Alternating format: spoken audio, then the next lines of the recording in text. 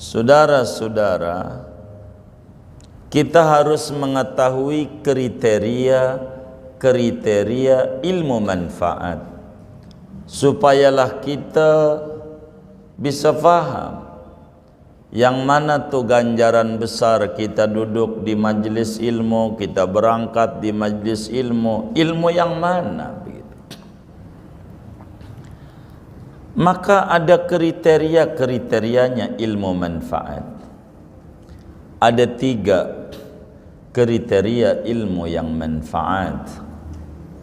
Untuklah kita pelajari dengan penuh kesungguhan hati, keseriusan jiwa, berlelah-lelah diri, agar supaya kita betul-betul mendapatkan ilmu yang manfaat. Ada 3 kriterianya. Pertama, disebut ilmu manfaat adalah wa huwallazi yazidu fi ma'rifatihi bidzatillah wa sifatihi wa af'alihi wa alaihi. Ilmu yang manfaat itu adalah ilmu yang mana kalau kita pelajari, kita duduk di situ, akan tambah pengenalan kita tentang Allah, baik zatnya, sifatnya, perbuatannya, maupun nikmat-nikmatnya. Ini ilmu manfaat. Kita kalau kita belajar, kalau kita pelajari, kita akan tambah mantapnya kita tentang Allah, tentang sifat-sifat Allah betapa maha sempurna, tentang perbuatan Allah betapa indah sekali, meski kadang kita kurang paham, baru di kemudian hari mengerti hikmah dari perbuatan Allah, mengerti tentang nikmat-nikmat Allah. Ada orang di satu daerah, saya nggak paham di daerah bapak-bapak ini, ada orang kaya, dia punya pembantu,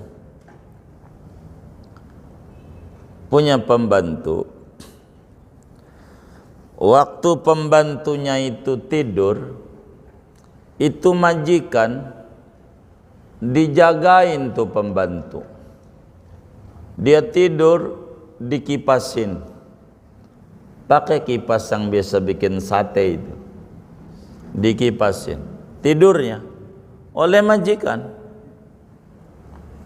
dijagain oleh majikannya. Di daerah bapak ada nggak kayak begitu? Hah? Ada nggak? Hah? Nggak ada. Kayak? Oh, iya. Ini sama bosnya dikipasin, sama bosnya. Tidur dijagain sama bosnya. Jadi di daerah bapak ndak pernah dengar kan? Belum pernah dengar. Baik, sebelum saya terangin daerahnya, saya mau tanya dulu. Kalau seumpama bapak nih, pembantunya dia tidur dikipasin, itu namanya pembantu luar biasa enggak? Hah? Luar biasa enggak? Luar biasanya di mana? Lagi tidur dikipasin. Kan luar biasa. Begitu. Nih pembantu yang model begini nih, ketika tidur dikipasin tuh oleh majikannya, pembantu begini nih. Kemudian dia enggak nurut sama majikan yang kayak begitu. Namanya pembantu apa kira-kira? Hah? Oon. Songong. Kenapa songong? Hah? Songong tuh saudara harus paham, itu bahasa Inggris. Song itu artinya lagu. Kalau orang tuh belagu, songong. Songong, tambahan ong. Belagu, gitu. Songong. Begitu. Begitu. Bener enggak? Gitu. Bukan bahasa Betawi, tapi serapan dari bahasa Inggris. Begitu. Itu begitu. Jadi waktu tidur dia dijagain tuh oleh majikannya, dikipasin. Lalu kemudian dia nggak nurut tuh sama majikan yang kayak begitu. Itu pembantu yang songong. Songongnya di mana?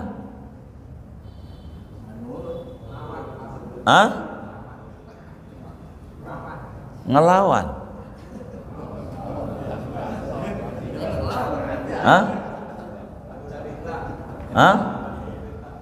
Kenapa? Iya, kalau dia nggak nurut tuh, nggak nurut, kan majikannya baik tuh sama dia, tidur aja dijagain tuh, nggak nurut, namanya pembantu, songong. Tuh songongnya di mana? Nggak ngerti terima kasih, nggak tahu diri.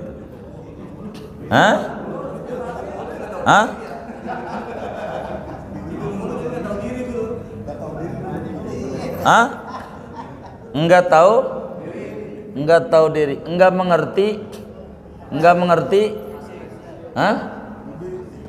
ngerti terima kasih. Di mana terima kasihnya yang dia kudu ngerti? Dikipasin. Itu orangnya kita, saudara. Kita waktu tidur itu, bini kita jagain kita enggak?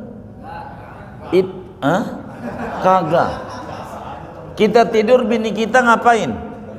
Tidur juga. Jadi yang namanya semut kagak masuk di kuping kita, ada yang jagain tidak? Ada yang jagain tidak? Siapa yang jagain? Allah. Tuh kecoa nggak masuk di mulut kita yang ngangak ngorok tuh. Tuh ada yang jagain nggak? Siapa? Baik kayak begitu Allah kita kagak nurut. Songong kita.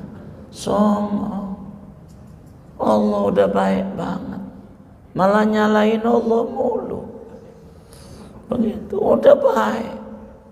Coba kalau kita tidur semut masuk semua di kuping kita. Apa enggak budak kita? Itu kan dijaga sama Allah. Betapa baiknya Allah sama kita. Tidur enggak minta kita besok melek lagi juga kagak. Enggak kayak orang-orang soleh dulu. Ya Rabb, saya mau tidur mengistirahatkan badan saya. Bila saya ya Rabb dari pagi melek mata sampai malam ini pekerjaan saya banyak mengandung dosa ya Rabb, ampuni sebelum saya mata merem ya Rabb. Bila kemudian saya yang kerjakan ada banyak kebaikan ya Rabb, saya mau istirahat, tolong berikan saya hidup untuk nambah pundi-pundi kebaikan lagi. Orang dulu begitu. Kalau kita kagak, habis nonton bola tidur aja. Kadang bola 15 menit kita udah tidur, sampai Ronaldo berhenti main bola 15 menit. Ngapain? Lah ngapain gua nonton orang tidur? Begitu. Orang tidur. Begitu. Betapa Allah baik sama kita. Kita kemudian tidak mengerti kebaikan Allah. Berapa kalau kita bayar tuh oksigen? Kayak orang-orang kudu pakai oksigen sehari 5 botol. Betapa kalau kita cuci darah seminggu 2 kali, duit harus berapa, nungguinnya capek. Apa enggak baik Allah sama kita? Kalau sampai kita enggak mau ibadah, nyalain Allah mulu kayak gitu, orang paling benernya. Ini songong namanya, enggak tahu diri. Hamba yang model begini, hamba apaan yang kayak begini? Dikasih hidup, dia tidak mengerti nikmat hidup. Dia nyalahin Allah. Begitu. Ini hamba tidak mengerti. Ilmu yang manfaat adalah ilmu yang menambahkan, Dengan dipelajari ilmu tersebut, rasa mengenal kepada Allah. Betapa sifat Allah mulia, Maha baik, Rahman, Rahim, Allah Razzaq, Wahhab, Fattah. Allah baik, baik. Allah kasih kita makan sampai ni hari masih hidup, begitu masih hidup kita. Allah tuh perbuatannya indah, cakep. Kita dicubit dengan problemnya supaya melek malam, bukan nyalain Allah. Itu mah banyak problem malamnya ngorok mulu. Ya Allah, sama anjing masih tinggian anjing. Anjing aja kalau malam nih, coba lihat film Mak Lampir. Itu kira-kira siang apa malam? Malam. Kira-kira kalau bunyi begitu tuh tidur apa melek? Anjing aja melek malamnya. Lah kalau kita tidur mulu, lalu Allah disalahin mulu sama kita. Siapa kita? Begitu. Kita enggak ibadah, kata Allah, enggak rugi. Saya banyak kunjukin kalau kita ziarah ke Mekah, ke Madinah. Saya tanya sama teman-teman tuh, ada berapa nih di Masjidil Haram nih? Ya Allah, banyak banget. Itu dia kalau kita enggak ibadah. Enggak rugi, Allah mesti banyak hamba yang ibadah. Yang rugi kita, bukan Allah, enggak, belum malaikat enggak kehitung. Masih banyak yang ibadah sama Allah. Kita enggak ibadah, Allah enggak rugi. Enggak. Yang enggak ibadah dikasih rezeki sama Allah. Ada yang enggak nyembah Allah, kasih makan juga sama Allah. Allah baik. Perbuatannya indah. Perbuatannya. Kalau kita tidak mengenal Allah dengan sifat-sifat yang sudah kita pelajari, bagaimana Allah memperlakukan kita? Coba kalau kita nggak buang angin, saudara. Ya Allah, itu bayar, saudara. 1 juta operasi pengen buang angin, mahal. Maka istri yang mengerti, kayak begitu tuh waktu lakinya duit, alhamdulillah, enggak buang duit 1 juta. Begitu. Iya diketok, kagak dia mengerti. Lah coba kalau kagak buang angin. Ya Allah. Mbak Allah.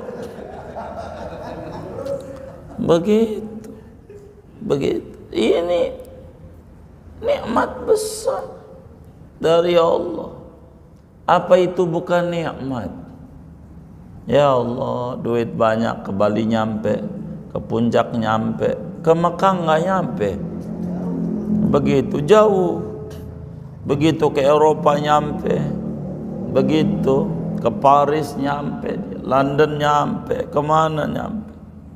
Enggak diizinin sama Allah untuk injak bumi mulia. Dia tidak mikir dia. Ada apa ini dengan diri saya? Kok nggak boleh sama Allah? Begitu, nggak boleh.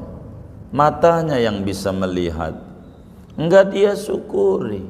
Masa lihat Quran sa'ain nggak keburu? Begitu. Lihat TV keburu. Kalau kita tuh yang namanya majikan punya karyawan begitu, gua kasih buta nih. Allah enggak. Kali aja besok lusa dia pengen lihat Quran. Begitu. Nah, ilmu-ilmu begini nih namanya ilmu manfaat. Ilmu kalau kita pelajari akan tambah kenal kita tentang Tuhan, tentang Allah. Betapa Allah baik. Wa kullu fi'lik jamil. Semua perbuatan Engkau ya Rabb indah. Indah. Ndak protes orang yang cerdas otaknya. Yang kurang wawasan luas protes. Ada seorang pengembara, dia naik kuda, dia kemudian istirahat di bawah pohon besar, pohon beringin, begitu, beringin, begitu.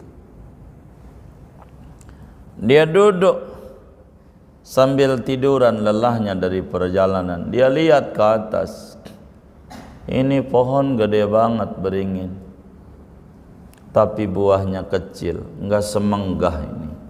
Badan gede begini enggak ada, buahnya kecil seupil kayak gini. Enggak bener ini. Begitu. Matanya lihat ke bawah. Lihat pohon semangka.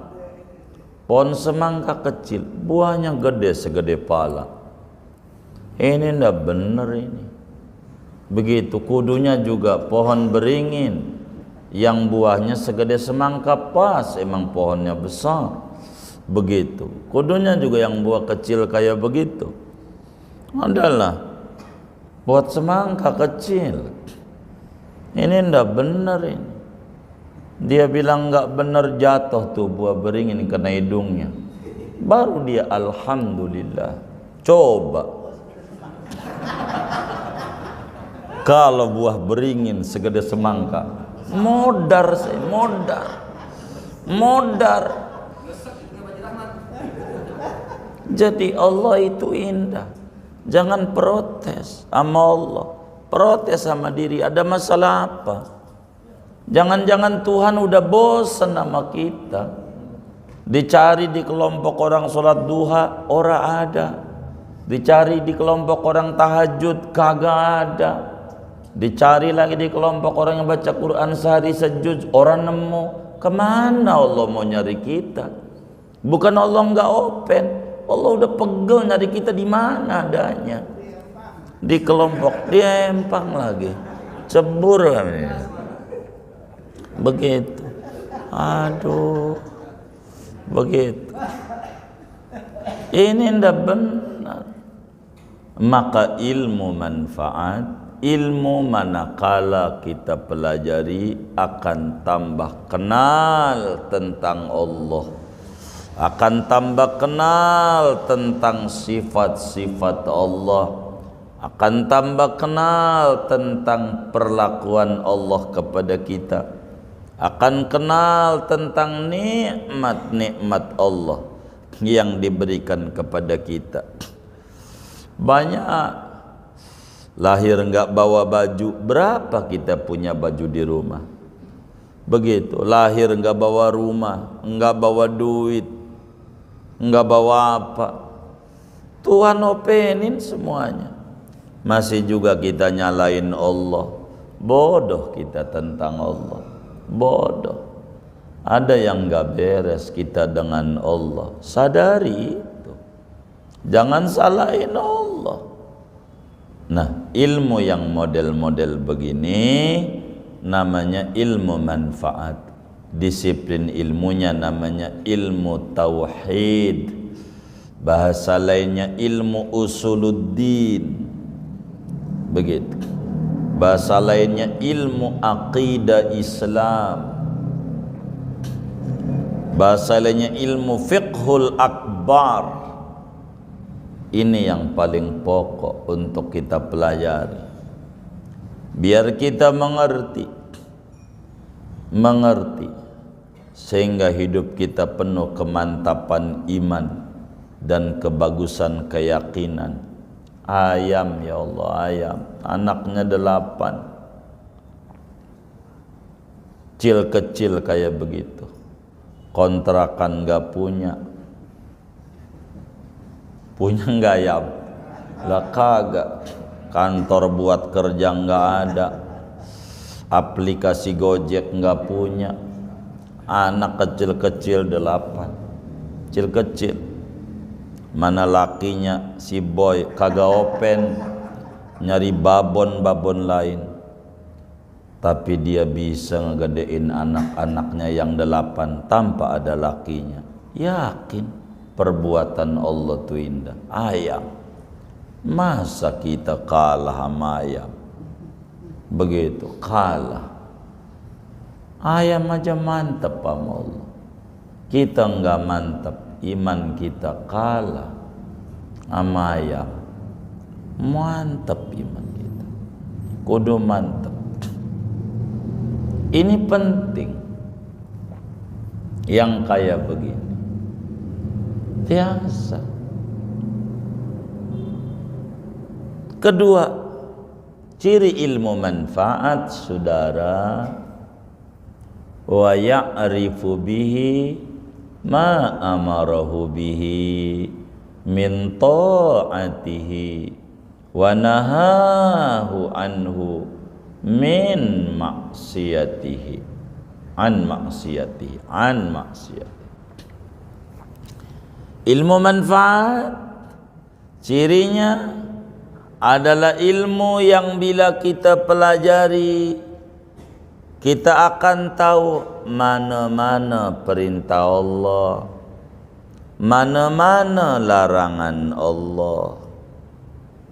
Ini ilmu manfaat. Namanya disebut ilmu taqwa. Kita disuruh oleh khotib Jumat, ya ayyuhalladzina amanu taqullaha haqqa tuqatih. Wahai orang yang beriman, bertakwalah kepada Allah. Gimana takwa itu? Enggak bisa kalau enggak mempelajari ilmu takwa. Bila takwa itu menjunjung tinggi perintah Allah, mana perintah-perintahnya? Bila takwa itu menjauhi larangan Allah, mana larangan-larangannya? Bagaimana cara mengerjakan perintahnya sesuai dengan apa yang diperintahkan, bukan mau kita? Apakah solat cuma nunggang-nungging doang, terjebak pada formalitas muslim tanpa ada esensi yang ada? Apakah puasa hanya sebatas menahan lapar dan haus tanpa ada nilai dari apa yang dimaksud dengan puasa itu sendiri?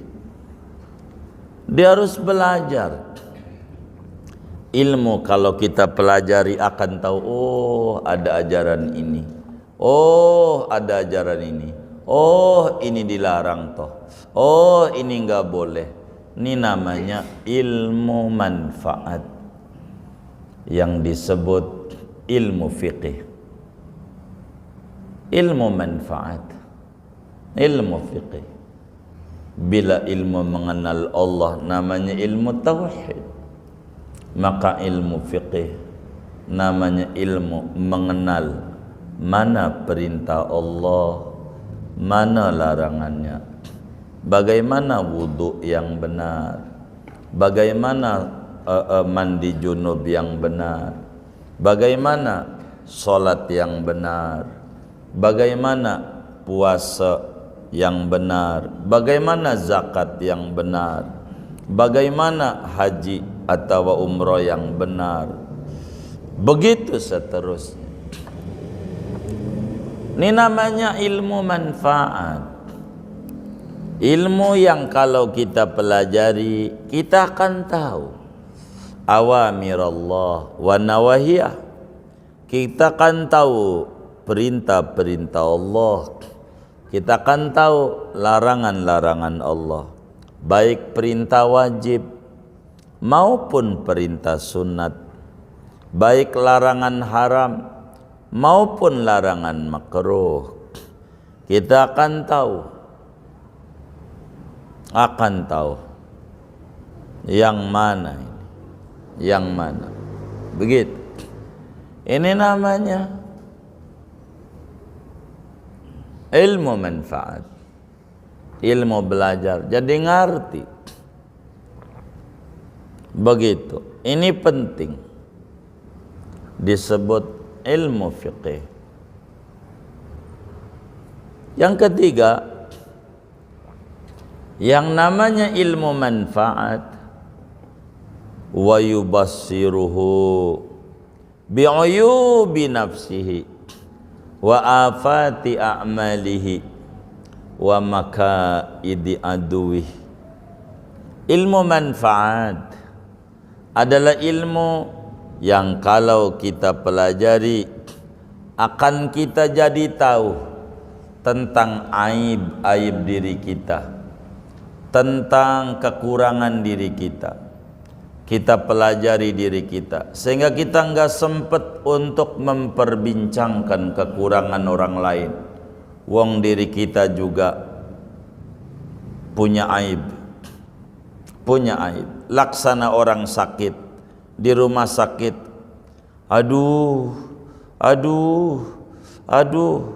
Kenapa dia begitu?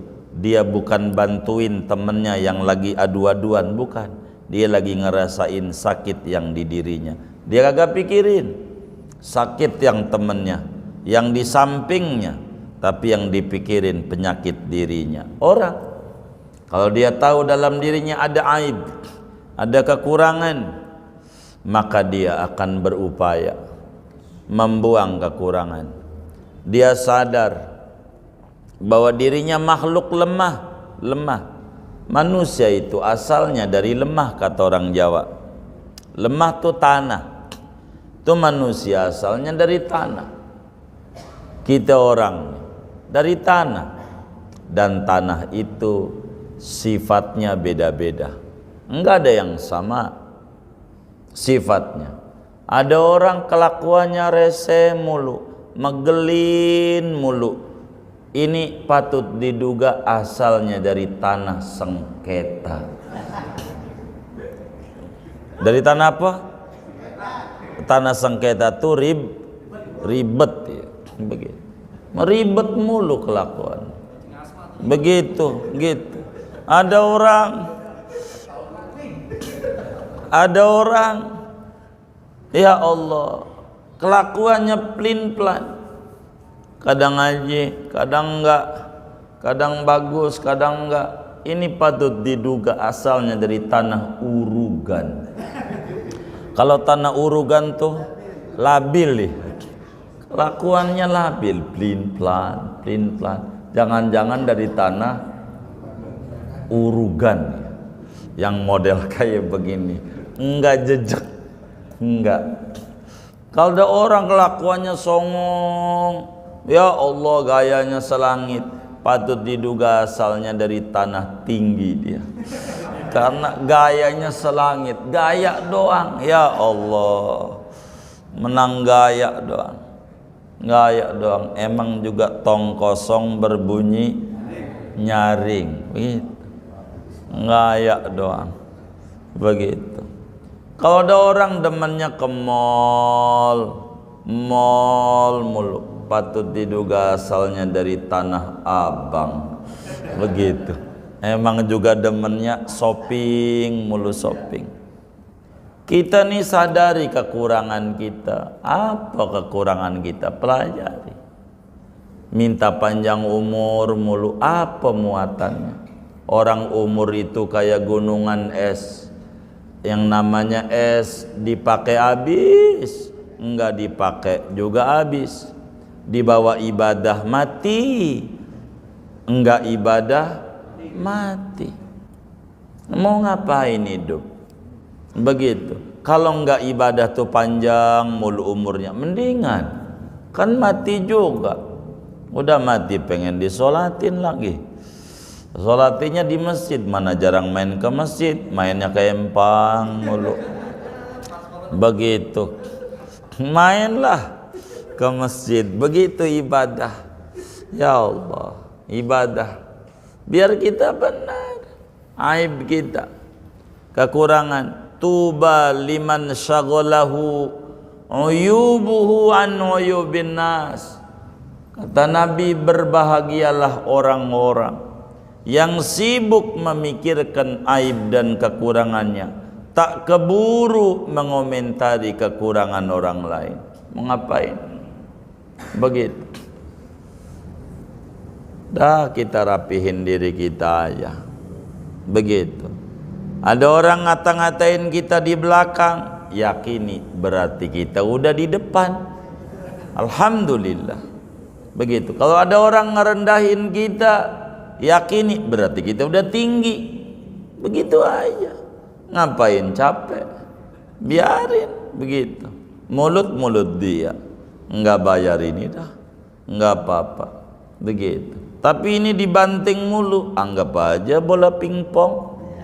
Kalau dibanting makin tinggi. Ini mau ditinggiin sama Allah, biarin, nggak apa-apa.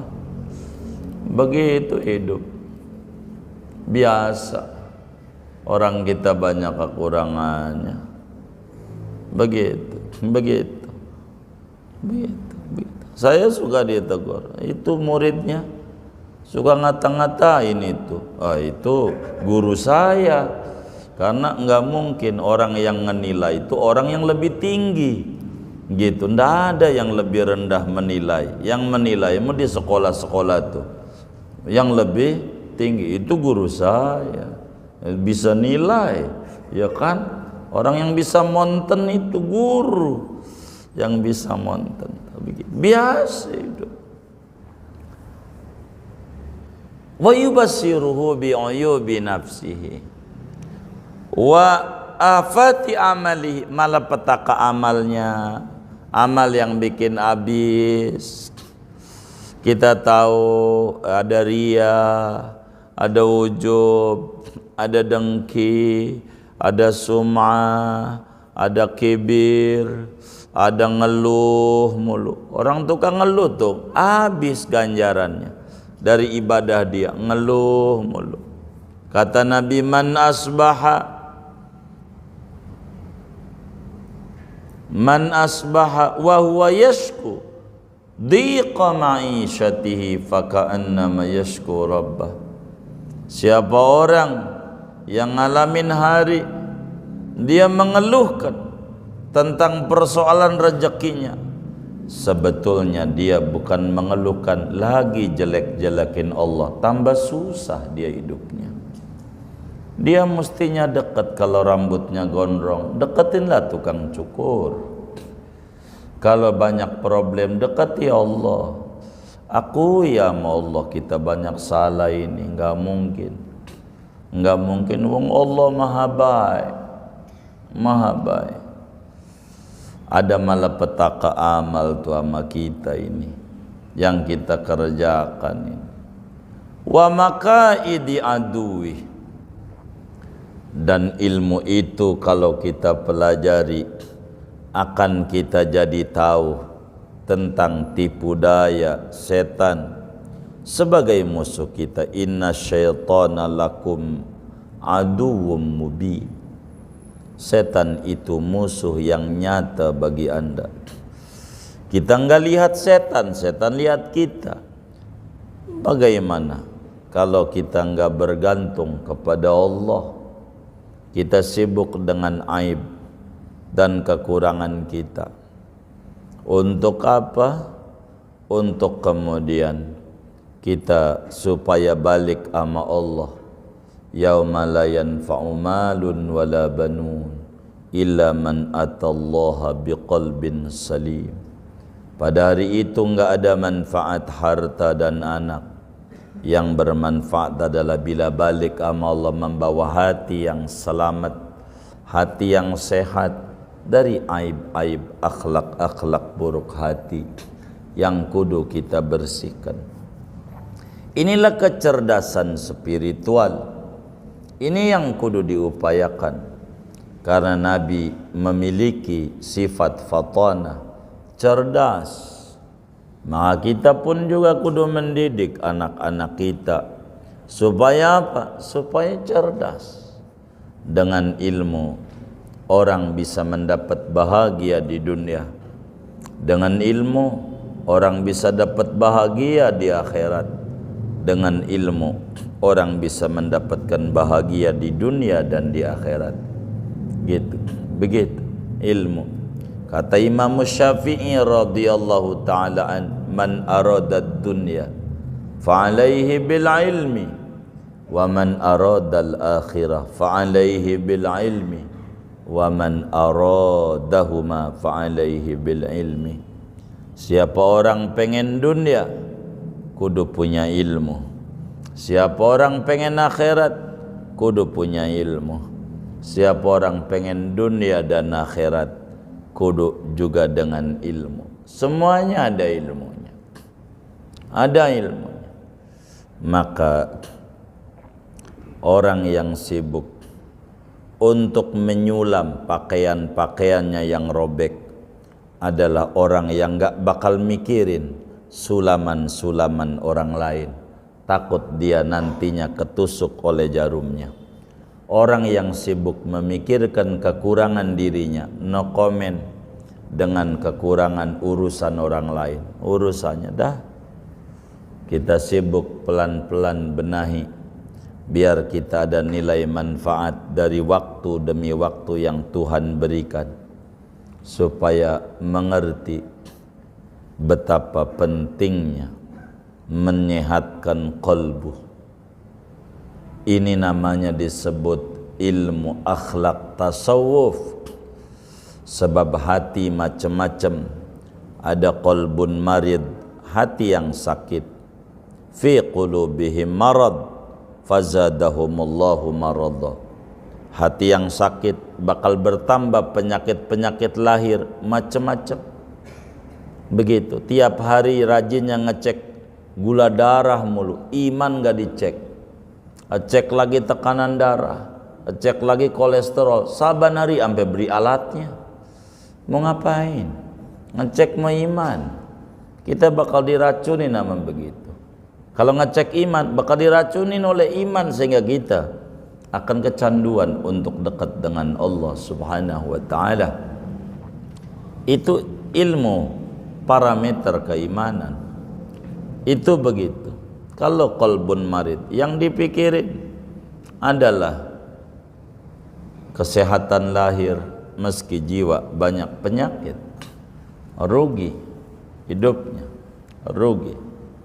Rumah bagus tapi banyak kabang-kabangnya, enggak menarik, diisi sofa, diisi buffet, guci lemari, enggak menarik. Hati yang penuh dengan akhlak buruknya enggak bisa diisi dengan syukur, diisi dengan qanaah, zuhud dan seterusnya. Sulit untuk menuju ke sana. Maka qalbun marid sangat berbahaya. Ada namanya qalbun qasi, hati yang keras, membatu. Summa qasat qulubuhum fahiya kal hijarati au ashaddu qaswah. Bila hati telah mengeras, dinasihatinnya malah mangkinan, bukannya tambah benar, malah tambah menjadi-jadi, karena saking jauhnya dengan Allah. Kata Imam Zubad Ibn Ruslan dalam Zubadnya, wa inna ab'ada qulubin nasi min rabbinar rahmani qalbun qasi. Sesungguhnya paling jauhnya hati manusia di mata Allah orang yang memiliki qalbun qasi, hati yang keras membatu. Ada namanya itu qalbun salim, hati yang sehat. Yauma la yanfa'u malun wala banun illa man atallah biqalbin salim. Inilah yang konsennya para sahabat. Mereka berlomba-lomba bagaimana memanfaatkan waktu, gitu, berlomba-lomba. Kata Imam Hasan Basri radhiyallahu ta'ala an, ra'aitu aqwaman yajtahiduna fil waqti kama tajtahiduna fid dinar wad dirham. Aku lihat orang-orang dulu, mereka pelit ama waktu seperti pelitnya engkau ama duit. Betapa dijaga ama waktu, betapa begitu dijaga. Sampai ada seorang ulama, ada orang kaya datang ke rumahnya, ketok, dia nanya, berapa mau bayar waktu saya yang asik dengan Allah diganggu sama dia? Berapa bayarnya? Waktu saya. Waktu, saking pentingnya sama waktu. Karena dengan waktu orang bisa tinggi derajatnya. Dengan menyanyiakan waktu akan jatuh dia derajatnya. Semuanya waktu. Betapa banyak orang udah tua menyesal, itu karena dulunya menyia-nyiakan waktunya. Begitu, kurang pandai mengelola dari waktu, di mana waktu adalah umur adalah batas kita izin ngontrak di dunia yang bakal kembali di akhirat. Maka ilmu akhlak tasawuf adalah ilmu bagaimana kita bisa membaca kondisi hati kita. Tuan rumah lebih tahu tentang isi dalam rumahnya. Inilah yang paling pokok. Bila orang hatinya mengeras, ada namanya qalbun mayyit, hati yang mati. Hati yang mati kayak lalat. Dinasihatin, wahai lalat, bunga itu lebih harum dari sampah. Tidak mengerti, tetap aja milih sampah. Inilah namanya qalbun mayyit. Orang dibilangin itu akhlak buruk, bukan begitu, enggak mau dengar. Ini qalbun mayyit. Begitu, lebih memilih sampah yang kotor dibanding memilih bunga yang begitu wangi. Dan ini sesuatu bahaya. Maka ilmu manfaat adalah ilmu yang kalau kita pelajari akan kita tahu mana akhlak baik diri, mana akhlak buruk diri. Ini yang kemudian perlu untuk dipelajari, namanya ilmu akhlak tasawuf. Inilah yang mendapatkan ganjaran besar. Bila kita ada kesempatan waktu, duduklah di majelis yang majelis itu dibedah tentang ilmu tauhid, atau di majelis itu dibedah tentang ilmu fiqih, atau di majelis itu dibedah tentang ilmu akhlak tasawuf. Inilah ilmu pokok mendasar untuk menuju kecerdasan spiritual, kecerdasan emosional, kecerdasan akal. Ini yang paling pokok, sehingga hidupnya dia akan penuh bahagia, hidup dia akan penuh ketenteraman jiwa dengan belajar ilmu yang manfaat. Mudah-mudahan Allah Subhanahu wa taala memberikan kita kemampuan untuk hadir di majelis-majelis ilmu manfaat, dan Allah berikan kita taufik dan hidayah untuk mengamalkan setahap demi setahap daripada ilmu yang manfaat tersebut, sehingga hidup kita mulia di dunia, mulia di akhirat, bermanfaat di dunia, berarti di akhirat nanti. Amin ya rabbal alamin. Segini aja ngaji kita. Ada yang ditanya mungkin dari materi ini, atau di luarnya sebelum doa dipersilakan. Allah alam. Baik. Waalaikumsalam. Dulu saya menanyakan saat saya sholat jamaah menjadi makmum, sedangkan saya di tengah. Nah waktu itu saya batal atau buang angin. Nah apa yang harus saya lakukan? Terima kasih. Baik. Bagaimana kalau kemudian sholat kita batal semacam buang angin sementara kita baris di tengah? Apa yang harus dilakukan? Rasulullah sallallahu alaihi wasallam membimbing kita bagi orang yang kasusnya seperti apa yang ditanya itu, maka kita wajib keluar, jangan diem aja pura-pura enggak kentut. Yang di samping aja udah puyeng dengernya, itu tuh udah puyeng. Mana habis makan ubi cilembu 7.000 sekilo sama telur asin begitu. Maka bagaimana? Wajib keluar dari barisan. Tapi Rasulullah ajarkan bagaimana cara kita keluarnya. Maka hidung kita ditutup, keluarnya nunduk-nunduk dengan nutup hidung, supaya tidak mengganggu kekhusyuan orang lain. Sebab apa? Orang bakalan berpikiran, oh mungkin mimisan, tandanya hidungnya ditutup. Jadi tenang. Kalau enggak, orang bertanya-tanya, ini ajaran baru ini, baru pulang umroh kayak begini nih, miring kayak ini, miring. Itu begitu. Kalau kita diam aja dosa. Bagaimana melangkahi orang yang sholat? Bukankah dosa? Yang bagaimana dulu? Nabi jelaskan. Ya, yang model begini enggak namanya udzur syar'i. Maka harus keluar dia dari barisan. Justru kalau dia nerusin, dosa dia besar, salah dia. Nabi udah ajarkan. Kurang lebih begitu caranya. Wallahu a'lam.